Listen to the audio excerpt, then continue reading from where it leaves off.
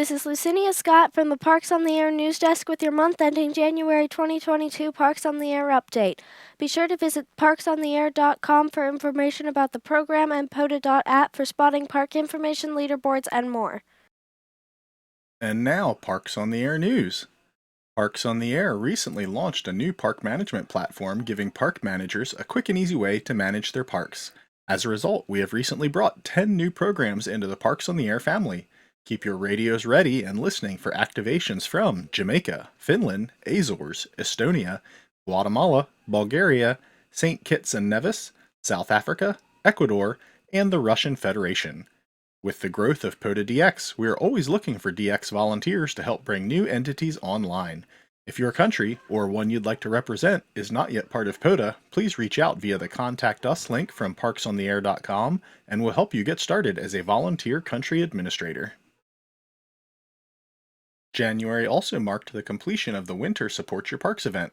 In spite of the cold, 582 activators put 747 parks on the air from 23 different DX entities, with WA7PBE making the most activator QSOs, KE0MME activating the most parks.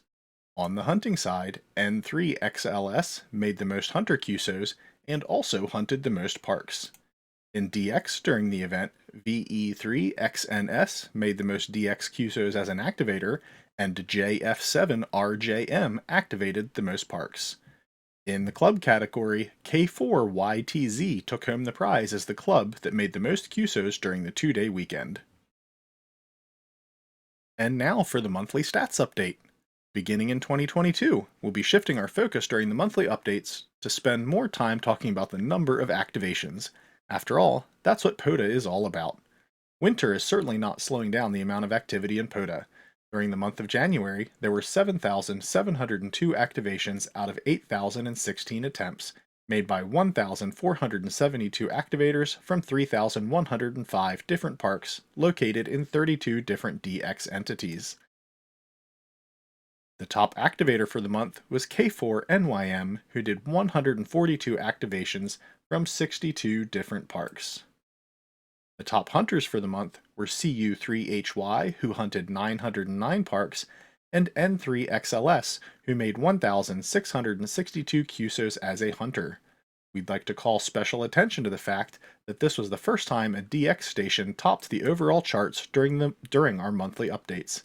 Congratulations, Mike. In our POTA DX corner, just like last month, England was our Region 1 leader with 42 activations, Canada was our Region 2 leader with approximately 315 activations, and Japan was our Region 3 leader with 299 activations. The top DX activator for the month was JF7RJM with 59 activations from 45 different parks.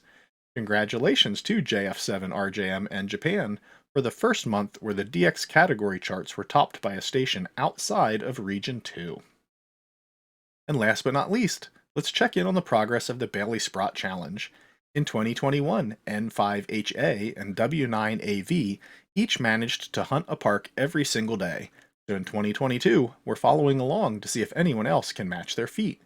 At 30 days into the month, we have 5 activators who have activated every day of the year.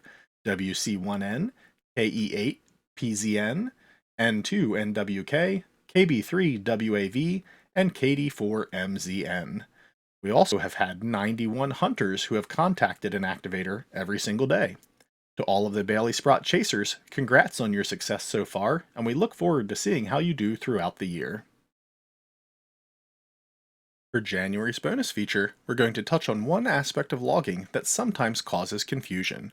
What is the difference between station and operator in the ADIF files, and how does POTA actually use them? At its most basic level, we only need to look as far as the ADIF standard. The station call sign is the logging station's call sign, or the call sign used over the air, and the operator is the logging operator's call sign.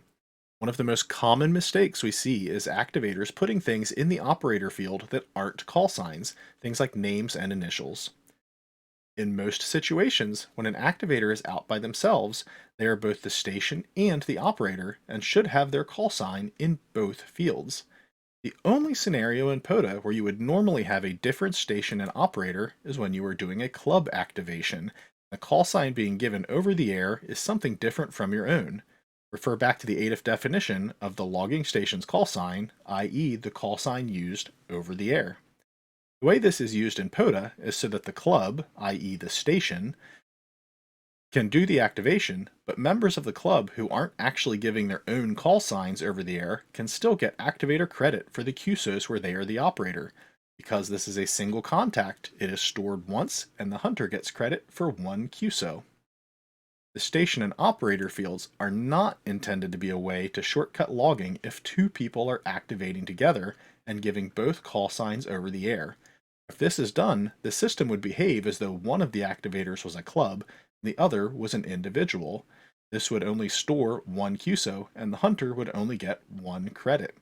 Furthermore, some of our monthly reporting and SYP event data would exclude the call sign in the station field when we are evaluating totals for individual prizes because it looks like a club log. If you are passing the bike and both making contacts, you both need to submit your own log so that you don't shortchange your hunters or yourselves. This concludes our January 2022 Parks on the Air update. Thank you to everyone who provided pictures for us to share during the video updates. We'll be cycling through them over the next several months. If you have pictures you'd like to see during the video version of these updates, send them to November 3 Victor Echo Mike at parksontheair.com. As always, the team at Parks on the Air wishes you safe activations and happy hunting. 73.